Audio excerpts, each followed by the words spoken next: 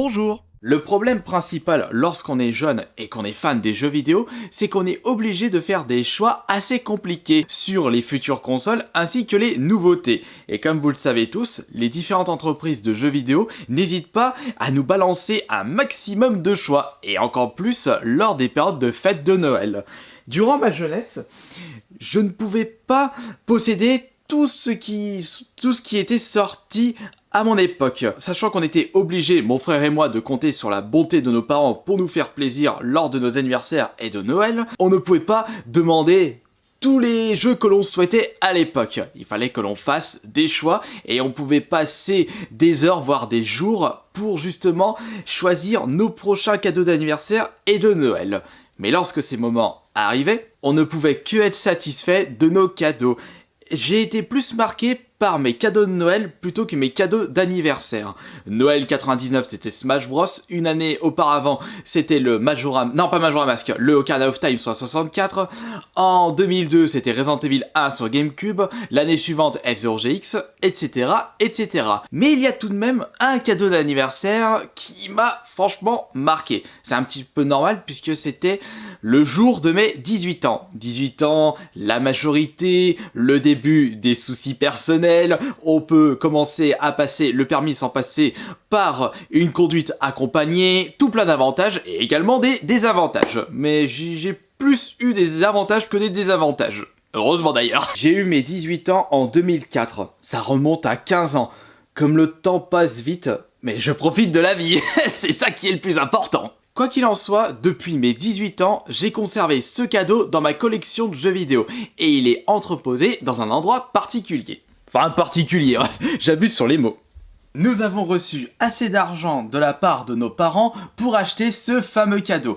Puisque je vous rappelle qu'à l'époque, j'avais des cadeaux d'anniversaire en commun avec mon frère. Et lorsque j'ai décidé de partir du cocon familial, nous avons séparé nos collections. Il a gardé certaines pièces et certains cadeaux de Noël et d'anniversaire, comme par exemple le Smash Bros 64 qu'il a conservé dans sa collection. Mais de mon côté, j'ai conservé le cadeau de nos 18 ans.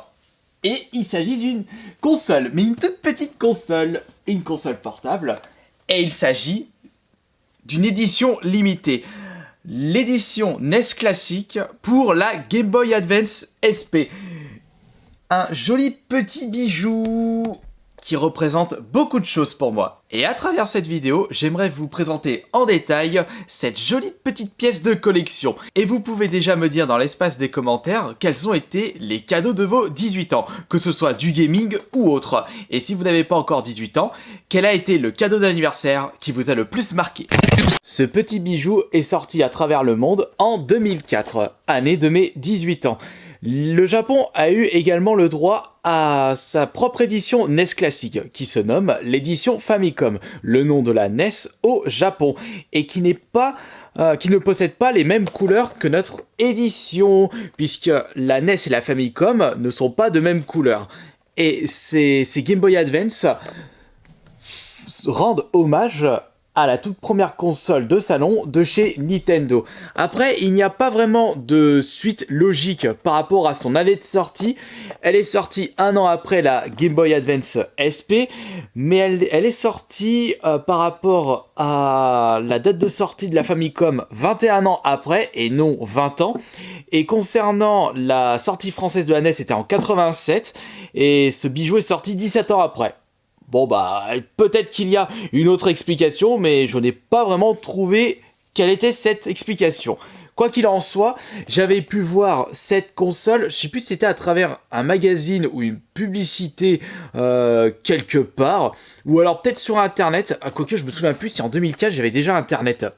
Si, j'avais internet, puisque je me souviens que j'avais que j'avais choisi F-Zero GX en cadeau de Noël, puisque j'avais vu des gameplays de F-Zero GX sur le site Nintendo.fr à l'époque. Ce qui veut dire que j'avais déjà accès à internet avant la sortie de cette Game Boy SP édition NES. Peut-être que j'ai eu envie d'acheter cette console après avoir vu quelque chose, une publicité ou alors un article sur internet. Et on y va doucement. Ça fait du coup 15 ans, 15 ans, 15 ans que je me trimballe ce bazar dans ma collection. Ouais, je vais fêter mes 33 ans bientôt. Je commence à avoir des cheveux blancs. Oh là là, nom de Dieu. Pour ceux qui ne connaissent pas cette console que je considère comme la meilleure console portable de chez Nintendo, elle a de sacrés atouts. La Game Boy Advance est rétrocompatible avec les jeux Game Boy Color, en plus de pouvoir utiliser les jeux Game Boy Advance, mais l'édition SP est encore mieux que l'édition standard, puisqu'elle a un écran rétro-éclairé, elle est plus compacte et une meilleure prise en main. Juste un petit problème, il n'y a pas de sortie jack mini jack pour pouvoir brancher votre casque. Allez, viens par ici, toi. Je ne sais même pas combien d'heures je suis passé sur cette petite console qui est franchement magnifique. On a vraiment l'impression de voir une version portable de la NES au vu de son design. Comme j'ai grandi avec la NES, ça a été vraiment ma toute première console de jeux vidéo, c'est aussi peut-être pour ça que que nous avons été attirés par cette édition. En plus, on n'avait même pas de Game Boy Advance SP à l'époque, et c'était vraiment le bon moment d'acheter une Game Boy dans cette édition-là. Il y a tout de même un petit défaut à savoir sur ces Game Boy Advance. Ce sont des éditions AGS 001. Ce ne sont pas les éditions 101. Cette édition possède un écran beaucoup plus lumineux et plus puissant. On n'a pas le cas avec cette édition de la Game Boy Advance. Mais ce n'est qu'un petit détail qui n'est pas trop gênant. Bon bah pour vous présenter la petite bécane, il est préférable pour moi de choisir un jeu Game Boy Advance. Et j'ai déjà ma petite idée en tête. Lui aussi n'a pas trop bougé de place. Si vous vous souvenez bien du début de la vidéo, je vous avais dit que j'ai reçu en cadeau de Noël 2003 le F-Zero GX sur GameCube, mon jeu vidéo préféré. Et 8 mois plus tard, je n'avais pas trop réfléchi pour acheter un jeu avec mon cadeau de mes 18 ans. Et j'ai pris le nouveau F-Zero, qui se nomme, viens par là, le F-Zero GP Legend. J'avais pas mal joué au Maximum Velocity auparavant, mais je ne l'avais pas trop apprécié par rapport au F-Zero sur console de salon. Mais j'étais tout de même tenté par cette nouvelle expérience d'une de mes séries de jeux préférées, mais sur console portable. J'aimerais, à travers cette vidéo, vous montrer un petit peu qu'est-ce qu'il a dans le ventre. Allez-y, on va sortir notre super jeu Game Boy Advance, il est bien dedans. Attention, oui, il est bien dedans. Hurrah, miracle. Par contre, je l'ai pas rangé dans cette petite pochette de protection. Oula, Kirby, il faut prendre plus soin de tes affaires. Non. Oula, Kirby, il faut prendre mieux soin de tes affaires, surtout que ce sont des cadeaux d'anniversaire. Ah, sacrilège. Bon, j'espère qu'il reste un petit peu de batterie. Mais j'avais rejoué, je sais plus, il y a plusieurs mois. Et c'était en batterie verte. Voyons voir ça. Non mais regardez-moi ce petit bijou, ça se met dans la poche, dans la sacoche. C'est super maniable, une bonne prise en main, enfin faut pas avoir des doigts beaucoup trop gros, ce n'est pas mon cas.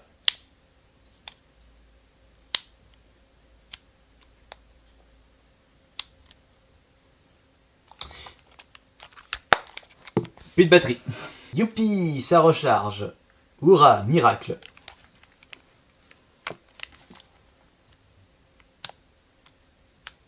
Ah, faut que j'attende encore un petit peu.